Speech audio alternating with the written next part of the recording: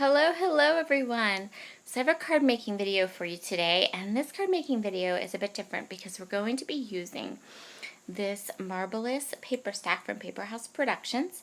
We're going to make 2 cards and there's no stamping. Oh! So what I'm going to do is I'm going to start by going through that paper pad, pulling out some papers I think I want to use. I'm going to use these brand new Lawn Fawn. Well, they're not brand new, but they're brand new to me. Stitch rectangle dies. I'm super excited to have gotten these. I really like them. They've kind of been on my wish list for a really long time. And so I'm going to cut them apart here, and I'm going to create some panels for the front of these 2 cards. So my idea for this card is that I wanted to do some stacked rectangles and then just add a little bit of stickers and just fun stuff. Keep it really simple cards that anyone can make. You could even do this without these stitch dies. You just would cut your paper a 1/4 inch down, and we're just going to make standard sized A2 cards. So no fancy stuff going on here. I'm going to go ahead and I'm going to die cut all of the panels for the backs of my cards. And I'm going with for one of them we're going to do a monochromatic type of a card design. And I'm going to use that cut apart sheet that has the foil on it. So we get a little bit of foiling on our card too. And you'll see here how gorgeous these stitch dies cut. They're so nice. And they have that little stitching on the edge that really just sets off your card panels. So I was really excited to use them and play with them. So I'm just going to continue on here and cut these card panels. My second card is going to I'm going to use that marbled paper that you see that has the red and the green, and I'm going to cut my dies from that upper part so you get a lot of those different colors. It becomes kind of multicolored. You can see how they're going to layer up there to create my card bases. So now we have everything die cut and ready to go, and you can see how I layered those cards. So I just took the biggest 2 of the Stitch Squares nesting dies and I cut 2 of each. And now I'm going to just go ahead and I'm going to layer up the card bases. So the first panel is going to go straight down onto my card base, but the second panel I'm going to use some craft foam to back it.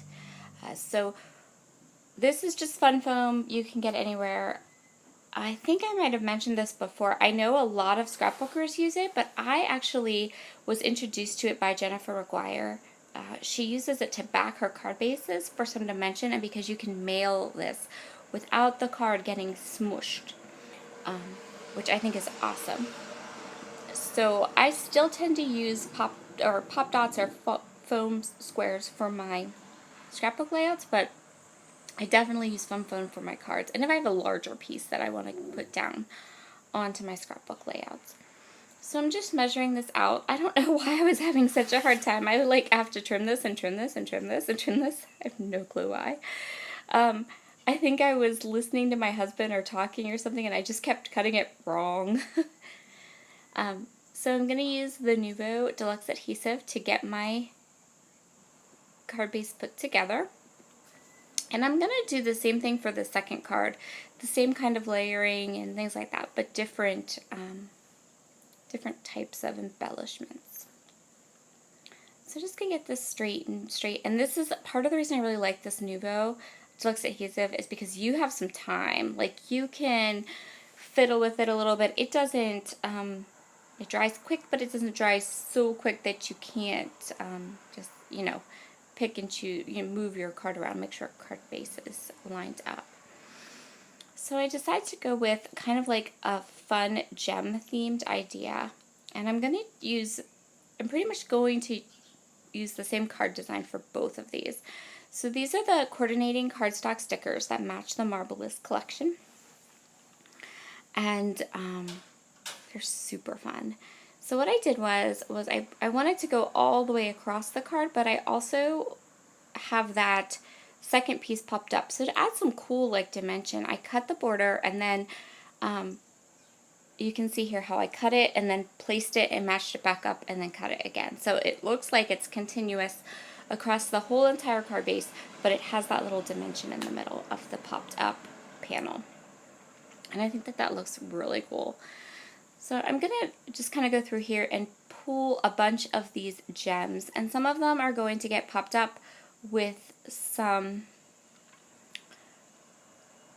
foam squares. These are from Scrapbook Adhesives by 3L. These are probably my favorite foam squares. I use them constantly.